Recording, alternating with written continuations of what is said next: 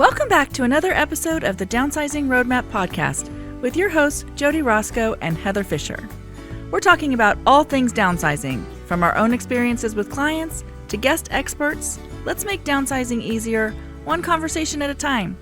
Hi, welcome to Downsizing Roadmap podcast. We've got some science today. I know, I think it's so interesting. Yeah, one of my favorites because we all feel all these emotions and the brain and the human body and all of that and how it connects is just fascinating. Yeah, and I think sometimes if you understand why you're feeling the emotions, then you can handle it in a different way. So yeah. I think it's super cool. Makes it easier to get through for sure. So we're going to talk today about why letting go hurts and the neuroscience behind downsizing and some of the benefits that truly help your brain at the end too once you get through it. So I'm Heather Fisher. I'm Jodi Roscoe. And we're excited to dive into this today. This episode, like Jodi said, gives you just permission to feel the feelings that you're going to feel. We're going to talk about a lot of different ways. It's a lot more than just what we've talked about before, decision fatigue. We'll talk about that a little bit, but there's so many layers going into the whole picture and why we can feel overwhelmed, why we can feel tired by it, so many things. Yeah, like attachment, loss aversion, there's so many memories and emotional regulation, which I think that is a big struggle sometimes because your brain is doing all kinds of crazy things, and we'll tell you exactly why. So, yeah. Okay, so number one, why downsizing feels emotional before you even start. Like your brain is wired for energy conservation and familiarity, right? So when it sees something new, it kind of is like danger, because back in the, caveman times, that was terrifying, right? Yeah. You could die if something, new snuck up on you. And so our brains are still kind of wired like that. So when you think, oh, I'm going to change my whole life, it's like, wait, hold on. Yeah, those dangers, can in situations be major life-changing dangers, but our brain just reacts to all the many little danger signs all day long. It's why you see something that you don't want to trip over and your body has a reaction, and or why I go when the car something happens in the when car you're the and then I get in trouble.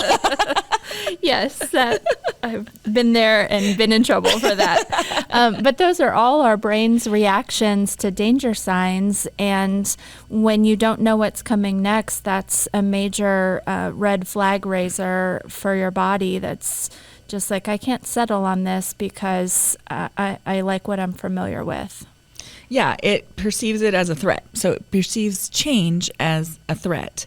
And also, it's a high cognitive things, right? So it takes energy to think about all of it. And so, and that makes you nervous and gives you anxiety and, kind of makes you scared about that. So, when you have predictability and safety, then that doesn't seem as that's not very high cognitive thinking. If you're trying to figure out a problem or change something, lots of cognitive thinking, and your brain likes to rest in a place that is easy and familiar, and yes. All of those stressors that you're feeling before you've even gotten started by just thinking about that overwhelm, even if it's not affecting your day yet, those are all normal.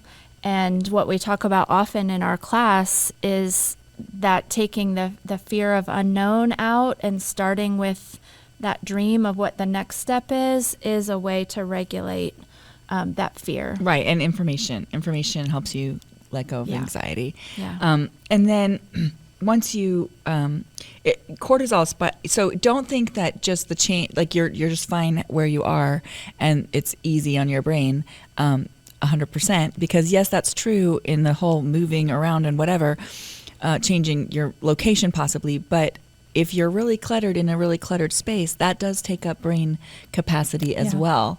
And so you might think you're okay, but once you let declutter the space, you'll actually be in a better place. And so you probably don't even notice how much that's bothering your brain. So UCLA had a study that found that clutter increases cortisol levels in women. I know we've talked about that before, but clutter actually increases our threat response to things. It feels like overwhelming. Yeah. And so just because change seems hard, not change can also be hard. So, you're just sitting in it in a familiar place, but you're sitting in stress of too much. Yeah.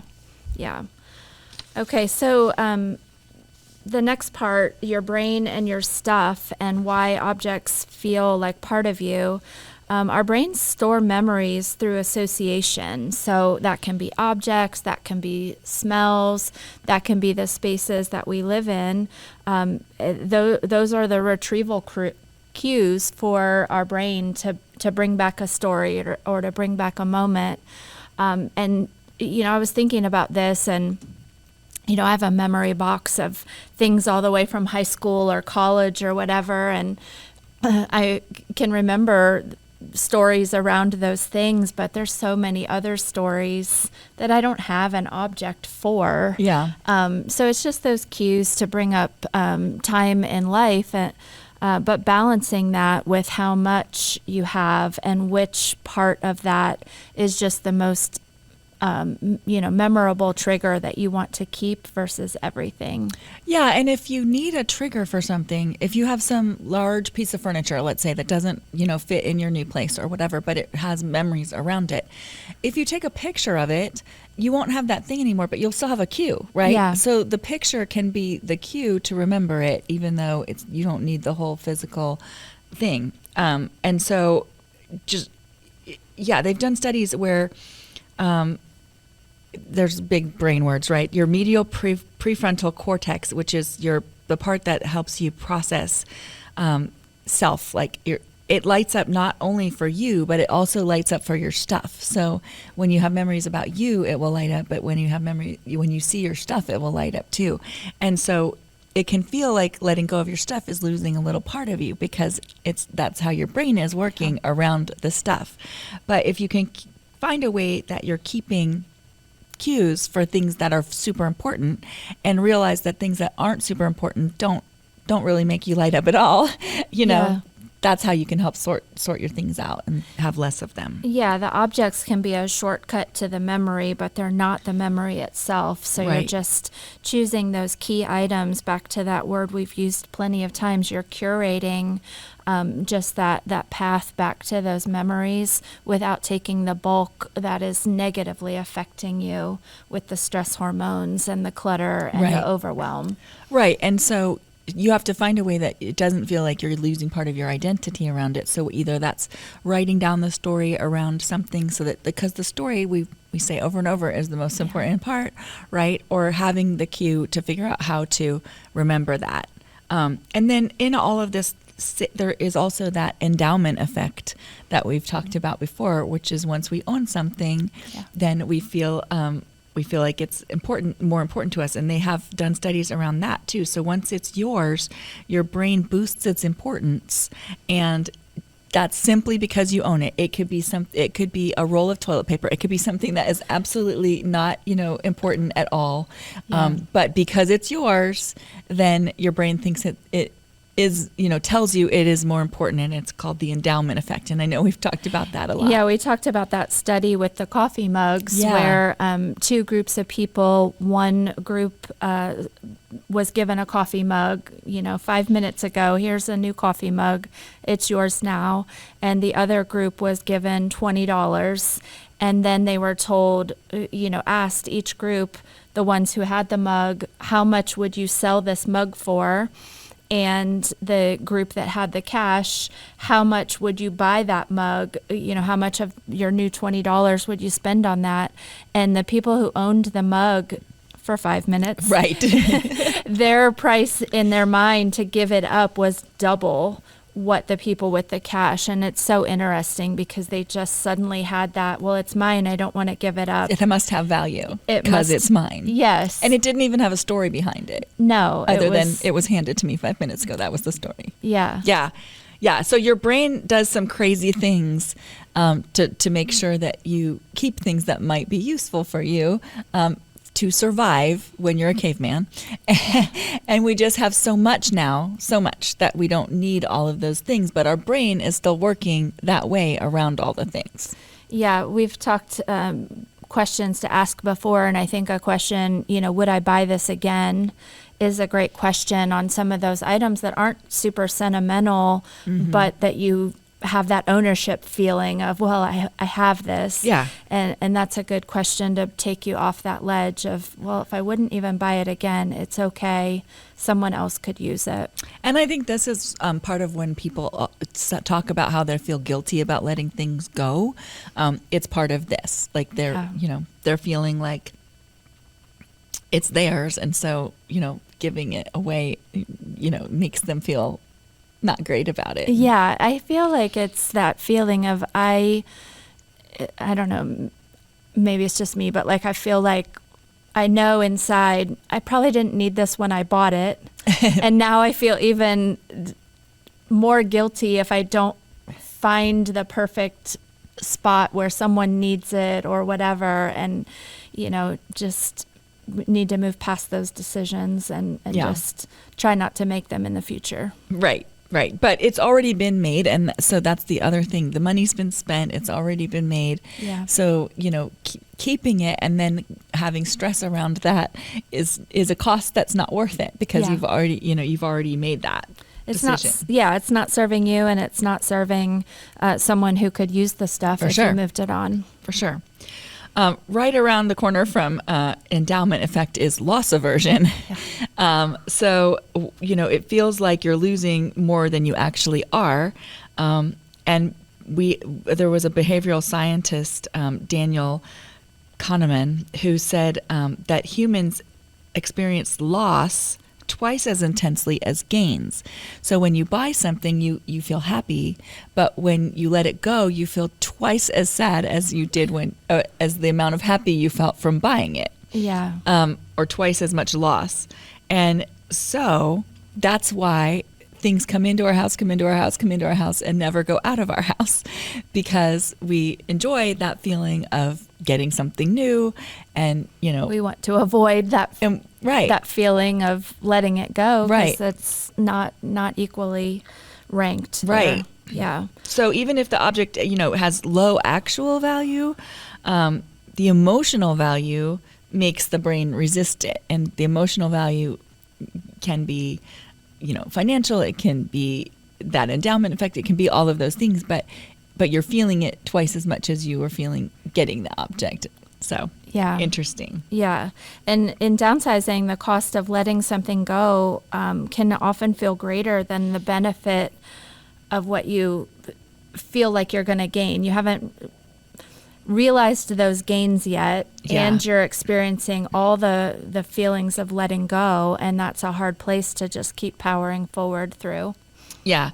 So the insula is the part of the brain that's linked to pain, and it activates during loss.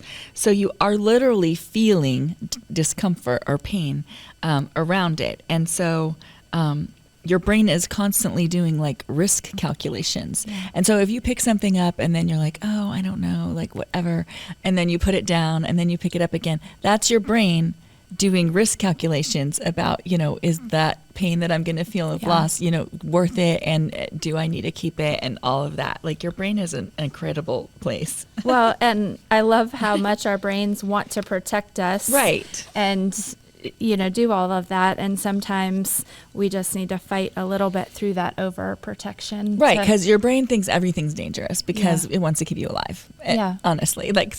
These are not life and death situations or decisions, but our brain isn't processing like that. It's just processing like, you have this and you should not let it go because the neurons are bouncing around, indistinguishable between the real danger and the small perceived danger, honestly. For sure.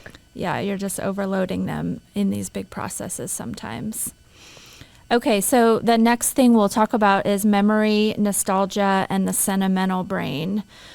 So this, we have dopamine that hits us It's that warm feeling from many Mood different boosting. things, mood boosting, and making us feel that little surge of happiness when various things happen. And anytime we're visiting something nostalgic to us, those happy memories and those reminders, we get those little dopamine hits. And so that makes it especially challenging to go through boxes of things and memory and sentimental items. You may be looking at things in a box that you haven't seen in 10, 20, 30 years, so you weren't really feeling emotional about it. Right. And then you pull it out, and that boost of nostalgia that you get when you're holding that item gives you that dopamine hit, and it's like a false attachment because you enjoyed that momentary dopamine and you want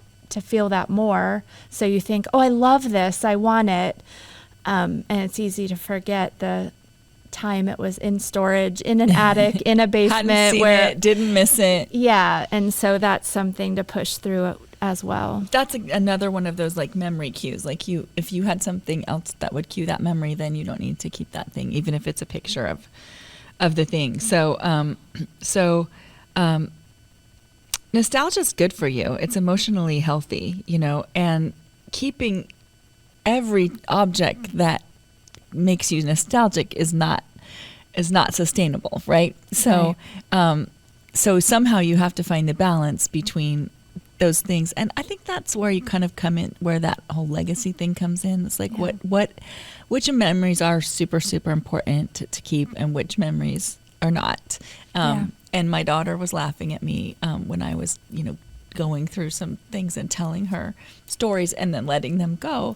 And it was like, as I'm telling the story, it didn't seem that important to me. Like I knew the story of it, but that wasn't that important of a story. So once I've said it, I can let it go. And that's an interesting, I didn't expect that to happen that way. Yeah, it reminds me of, we were teaching a class recently on downsizing your photos and going in depth on that.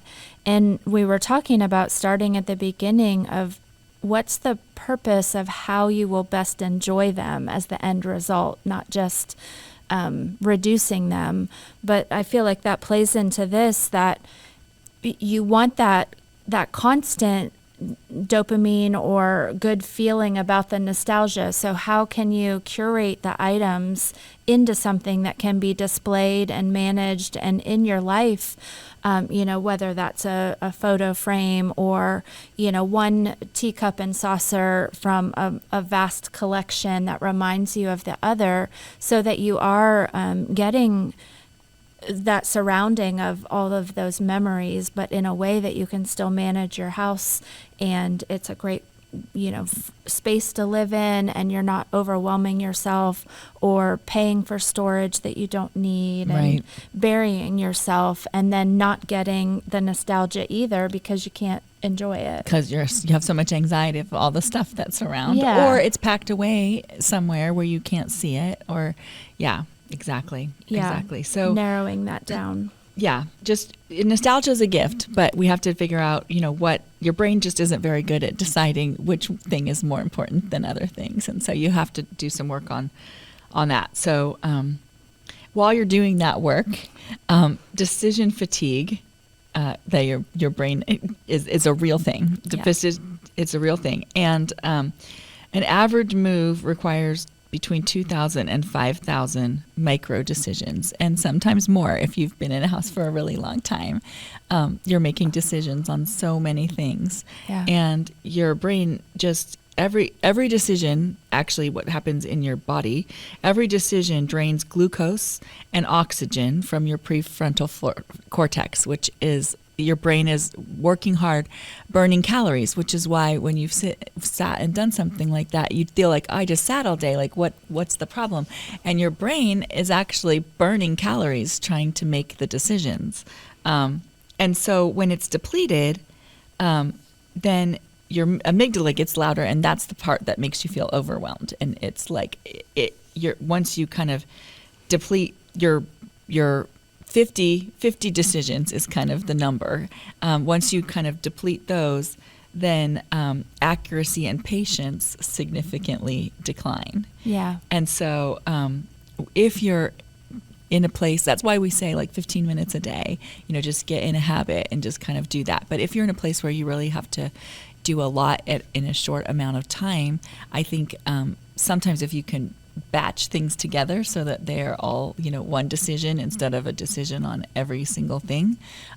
Or if there's certain things that are really things that you need to go through and you need to move now, I would take them and go through them later. And I'm talking probably about like pictures or letters or things that are, hard to go through and will take a lot of time and will take a lot of that energy of decision making. Yeah, at the very least, if you are on a time crunch and can't listen to that decision fatigue as well because you just need to get done, at least structure in some breaks, go for a walk, refresh your brain a little bit, just clear your head so that you can get back into making those decisions out of the proper mindset and not just out of exhaustion and frustration.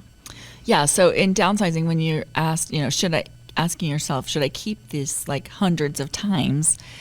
Your brain is like, whew, you're making me tired. Like you're exhausting me with this. And so what usually happens is the answer is yes if you don't know, because no is a harder decision. Remember, because it's twice as hard to say no, meaning let it go, than yes to keep it. And so if your brain's tired, then your brain's just going to be like, yep, just keep it all. I can't deal with this. Yeah, it's going to search to protect you. Yep. And, we've talked about that. You're feeling overwhelmed. Your brain is going to do whatever it can to get you back to that regulated, calmer position. So in that moment, yes, keep it is the easier answer to get you back to those good energy feelings. But in the long run, it leaves you with the clutter that brings you the stress and the cortisol. So it's really, just a process. And we understand why everyone feels that it's overwhelming. Well, and when you create new habits, your brain grows new pathways. Yeah. And so it's not that you can't get out of it, and it will feel a little painful because you're doing things that are hard. But when you're doing things that are hard, your brain is growing new pathways for that. And so if you get past that, I call it the breaking waves, right? Like you're in, and they just keep hitting you and hitting you and hitting you. But if you keep being consistent and get past that and get into those smooth waters that you can kind of drift over those, not quite waves yet, then that, if creating a habit of cleaning out every 15 minutes every day will be that. You're just drifting over those waves and you're kind of doing it and it's fine. But in the beginning, it's going to feel hard. Yeah, it's those daily habits for going through things and the daily habits for just kind of resetting so that it doesn't build back up again in your space. Right. And that will be a pathway. The 15-minute declutter will be a pathway for you, so your counter won't ever look again like it's full of mail and all that stuff. And actually what will happen is that'll irritate you as if it starts to pile up, and you'll need to get rid of it, instead of right now, if that's what your counter looks like, you're used to it and it's causing you mental stress, but you are just used to it, so you put up with it. Later, those pathways won't let you put up with it. It'll be like, ugh, I can't, this has to go. Yeah, absolutely. Yeah. So another thing that we can face through this process is the identity shift that we don't like to think about, but our physical space can represent so many of our roles: parent, host, the fixer, the caretaker, the collector, the entertainer, all of those things that our house defines us as. And so we're again protecting ourselves, going through this process. If you're making a move, it can trigger the same reorganization as other milestones: when you retire, when your kids graduate, when you have your first child, when you get married. All of those milestones are identity shift time periods. But this one for downsizing is so anchored to a space you may have been in for a long time that it feels much more difficult to make that shift. And so going back to what we've talked about so much, defining that next chapter first is so important, because that gives your brain an identity to anchor to. The new place. Right. The new, what you want your days to look like, what social calendar you envision at the new place, what hobbies, all of that. Once you've thought about that before you get started, then all through the process, your brain can start anchoring to that and helping you with the decisions versus hanging tight to the only safe place it knows, because fear of the unknown is the problem. And if you haven't done that dreaming, you can't visualize it because you don't know, right? And so, again, information is the king of helping with that. But if you've gone out and said, okay, this is the community I want to live in, or this is, I can see myself in a ranch, house, like whatever, you can start visualizing all of that, and your body or your brain can make place-based memories, not quite memories yet, but anchor yourself, like you said, to those visualizations that will become your new place. Yeah, absolutely. I think this can go in initial phases too, when you're thinking about if you were the host for all the holidays, and instead of just focusing on losing that space or doing that, anchor to what the next holiday looks like, even if it's different. Like, I can't wait to go travel to, my daughter's house and help her host in their beautiful home, or I can't wait, till we have it in the dining room at my new community. And you're just kind of anchoring on that next vision instead of focusing on the loss. Yep. Yeah, because downside, it's not losing your identity. It's creating, a new one, or updating it. You're still going to be you, but there's, there'll be a fresher new look on it, I guess, right? So yeah, we've talked about that in other episodes, where those character traits that led you to those identities, those don't ever leave you. So it's just looking on how do you incorporate those into some change in that role. But you are you, and right. That's wonderful, and that will all carry on in a different way. Right. So why do couples feel this differently? Yes. We just did a few episodes on this, but one of our recent episodes was on this disagreement, or this complexity of two different personalities working through this, and opposites attract. Yep. And the science of that is, that each person's brain has different sentimental activation points. And so, sometimes studies show more predominantly that men attach meaning to functional items, maybe tools, lawn care, those type of things. And women tend to attach meaning to more relationship-linked items. So those are more the memory items, the decor, the photos, things like that. Gifts they were given. Yeah. Mm-hmm. But even if it doesn't quite follow those gender lines in your relationship, it's very likely that it's different one way or another. Well, and because of that, we've seen this so many times, they'll be like, well, we can't move, because he has junk. Yes. And then he'll go, well, she has junk too, but her junk are her treasures, and his junk is his treasures. Yeah, but to her, his junk is her, is junk. And so, but that's because their brain is connecting to different things to, have attached their meaning to, right? Yeah. And so they can't see, why would you need all of that as tools, or why would you need, all those pictures or letters, or, whatever it is.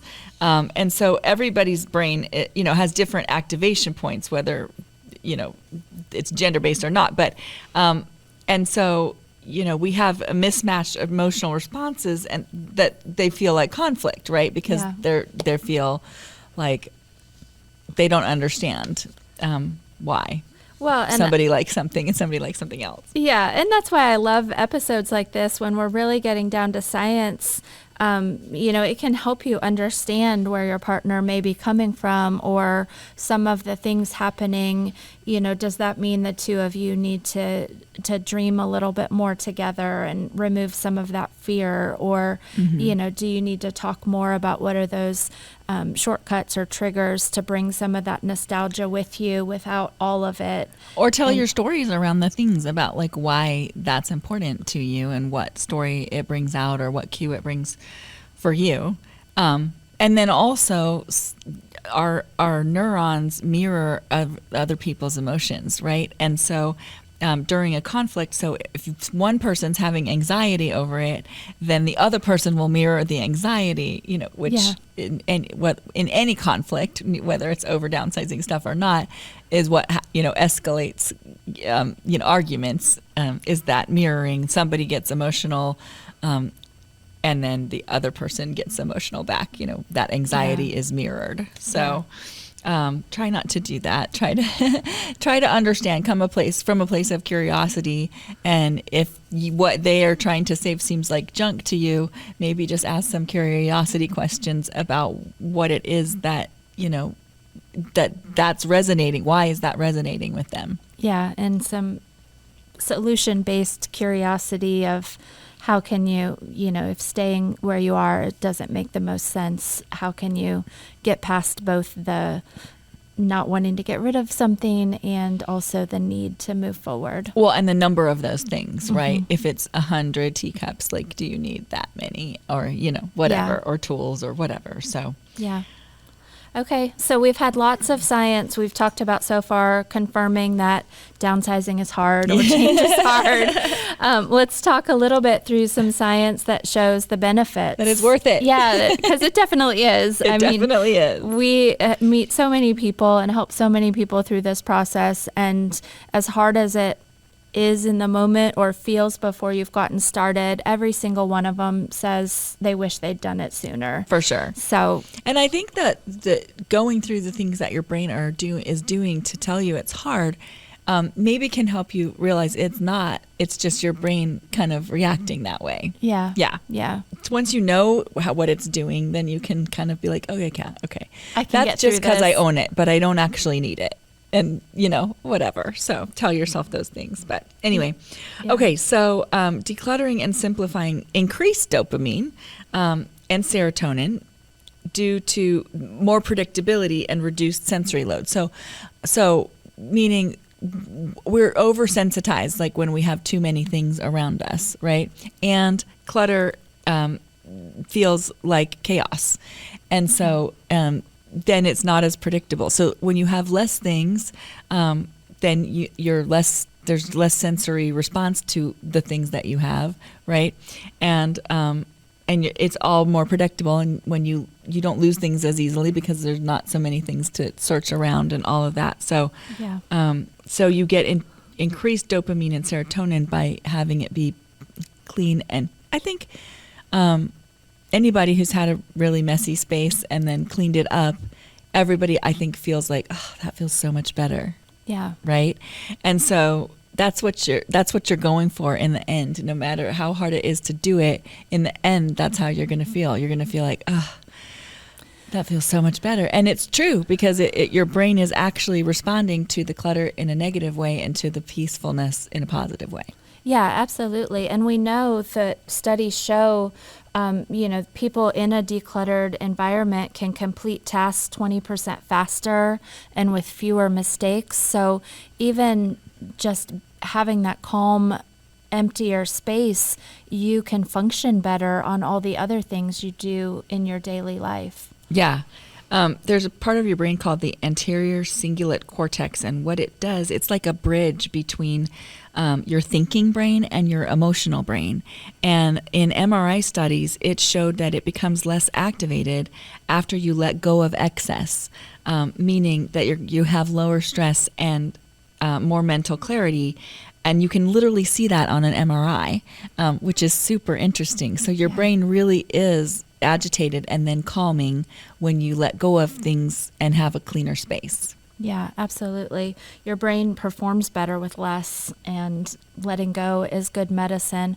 As we were looking into some notes for this episode, I want to dig deeper. I mean, as we get older, our brains have, different levels of problems with dementia or Alzheimer's and things. And it would be so curious to see. I'm sure there's a connection where it just helps our overall brain health, which we need as we get older, and it's just declining naturally anyway. So if you can set yourself up for that longer health and brain health, I say go for it. Yeah, for sure. Okay, so some practical brain-friendly ways that letting go can make that easier. So limit sorting sessions to 60 or 90 minutes.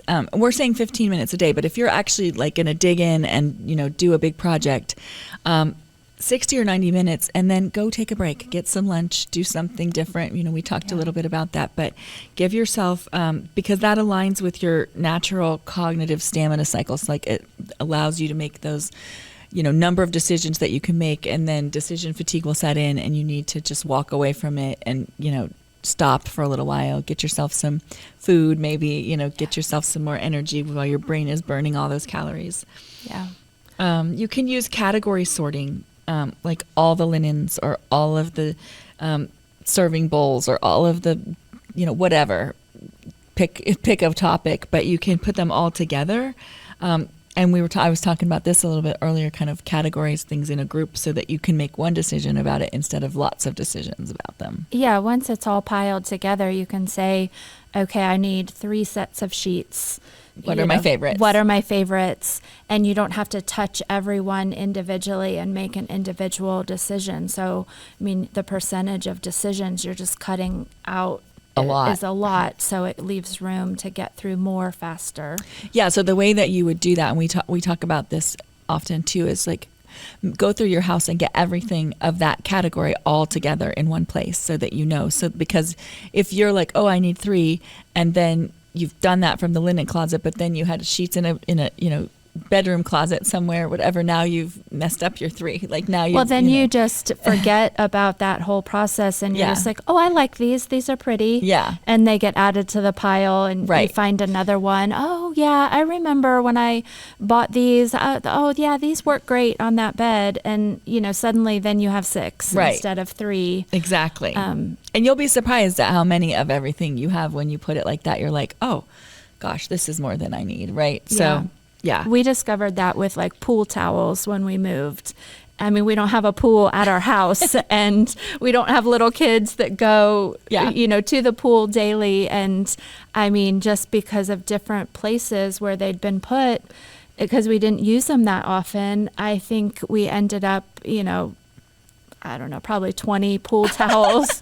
And we had cut them down to the ones we were keeping. And then we were finishing going through stuff at the storage. And I found a bag with, like 8 towels. more. And I'm like, somebody can use these. And we do not need 28 pool towels. Right.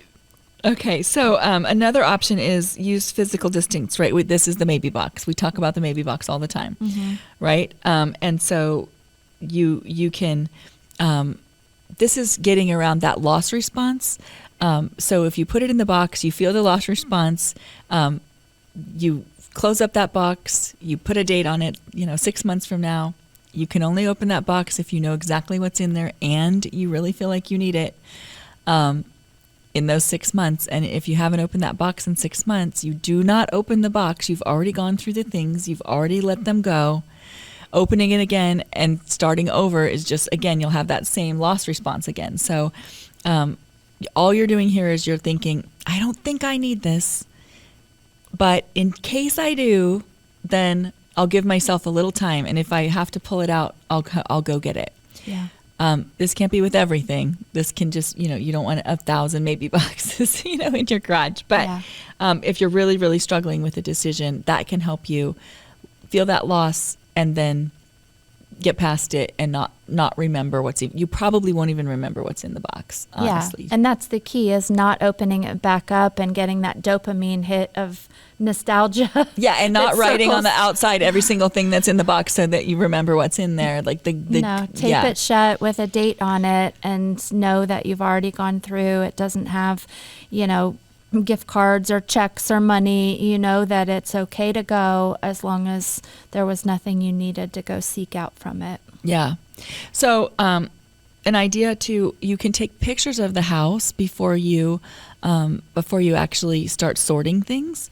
And so that will give you that touch point of lots of things, so that you can recall those and, feel that emotional, nostalgia about it.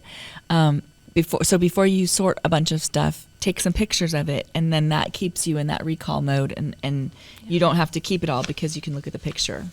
Yeah.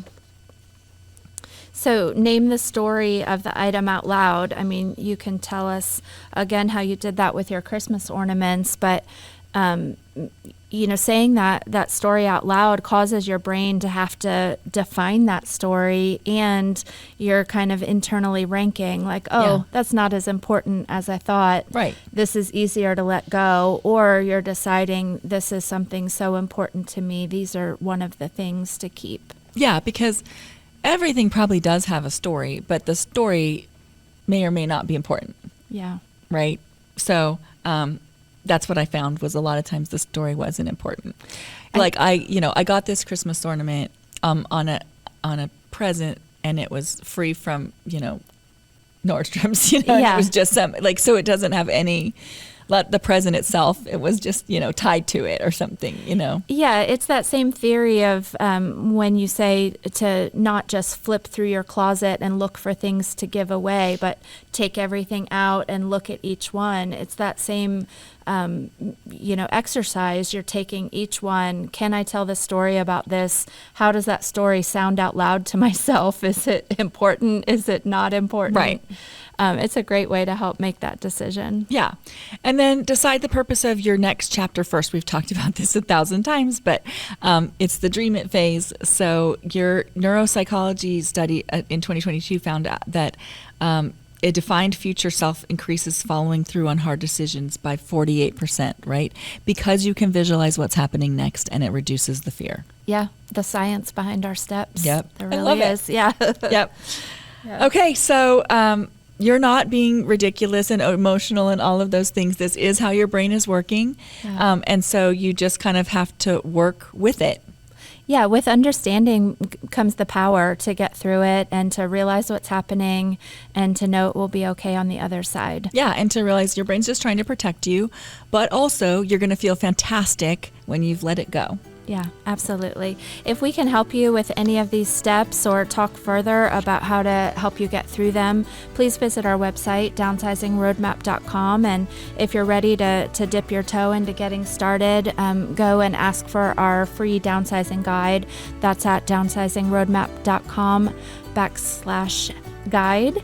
And if you're ready to connect with us or one of our trusted partners in your area, that is downsizingroadmap.com/help.